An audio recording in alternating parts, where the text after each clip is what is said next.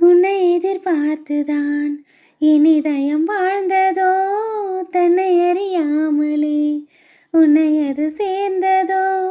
இல்லை இனி ஏதும் இன்றி வாடி நின்ற போதிலே, முத்துமணி தேரில் என்னை ஏற்றி வந்த வள்ளலே.